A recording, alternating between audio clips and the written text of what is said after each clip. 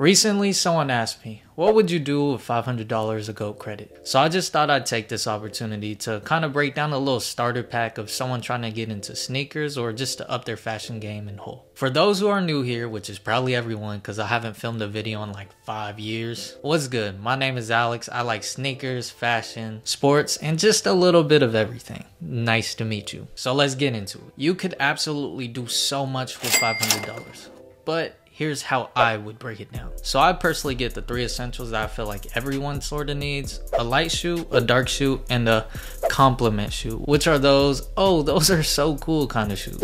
Let's start off with the light shoe. A lot of people usually go with all white shoes, but I feel like anything with gray and white works too. I mean, as long as it's a light colored shoe. For this option, I like New Balances or any type of silhouette that's versatile and comfortable so that you could wear it on an everyday basis, because this will probably be your mostly worn shoe out of the 3, aka your beaters. Personally, I would keep the budget around that 100 to 150 range and potentially pushing that 200 if I really do like something. So I choose something on the dad side of things, something like the Vomeros or the 2002Rs, and if you're really trying to get saucy, the protection packs. Now if you want something a little more classic, you can go with the Jordan 1 lows, the basic dunks that everyone likes, or even these Asics Japans. And a good in between of both of these kinds of silhouettes would be something like the New Balance 550s or the Adidas Forums, because they're both classic shoes but still have that sporty kind of vibe. Now for the dark shoes or the all black shoes, I would personally go with something more classic slash classy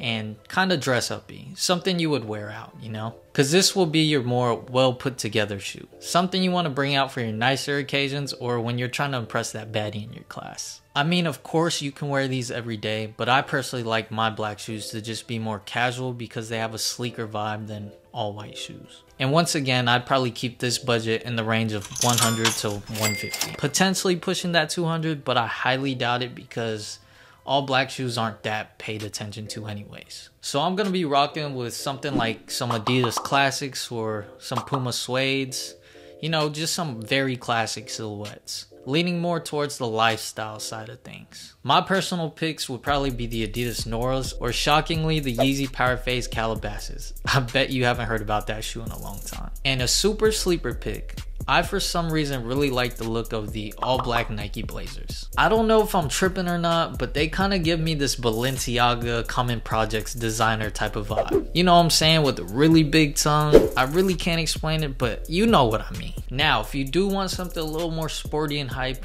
once again, you can't go wrong with the very basic Jordan 1 lows and Nike Dunks. I actually have a pair of the all black undefeated Dunks, and I really do like them, so I guess you can call me basic too. And if you're looking for something a little more budget friendly, we're really gonna get basic, because you can't ever go wrong with the CDG Converses, some Vans, or even some Doc Martens. And lastly, my favorite part, the oh shit, what are those kind of shoes? Your complement shoes, your attention grabbers, your respect getters. For these, you can either go with cool shoes that nobody knows about or shoes that everyone has and really respects, because they will be the shoes that you pull out every once in a while for your very, very special occasions or the first date you got after impressing that baddie in your class with your all black shoes. Now the budget for these are going to be a little higher because hype and demand, so we're probably talking about around $200 to $300. I mainly like shoes that are usually a part of a collab, only because they tell stories, and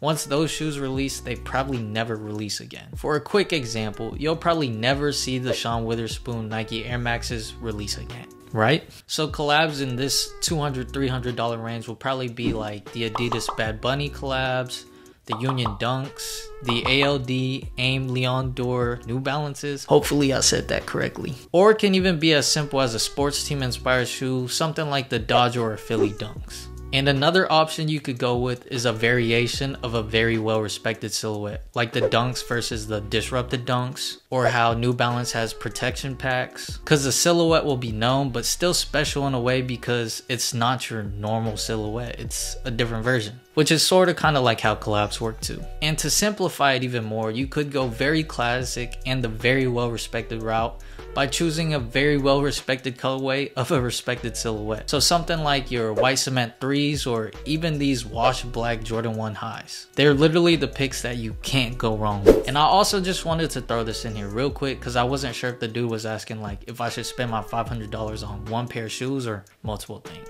So if I were to spend $500 on just one shoe, my top 5 picks would be something like the Lost and Founds, because you literally can't go wrong with this pick. They are so fire. Everybody loves them. The shoe has so much history. Easy pick. The Wave Runners, they're personally my favorite Yeezys of all time. I just really like how the colors complement each other on the shoe. The PSG 4s, a combo of soccer and basketball, two sports that I really love so much. Plus I think this shoe will always have respect because it is PSG and it's just a unique colorway. I would also just go with some Kith or Jown trainer collabs, something like the Kithmith.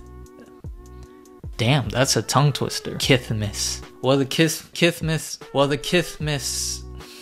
and the Kithmis 992s are probably one of the only few New Balances with Kith branding on them. And if you don't like something with too much color, you can go with something like the Jown 991s because they're gray and they're still a collab trainer. And last but not least, the Blue Varsity Sacai waffles. These were always a grail that I could just never get my hands on. And I feel like they resemble a lot to me because they were one of the first shoes a part of that big Sacai hype. Now the options are clearly endless of what you can get for $500. At the end of the day, these are just my personal preferences. You should choose what shoes you like because you're gonna be rocking them. And it doesn't matter what other people think. But yeah, that's it. I'll see y'all around for the next one. Like, comment, subscribe, all that happy shit. Woo! We did it. God damn.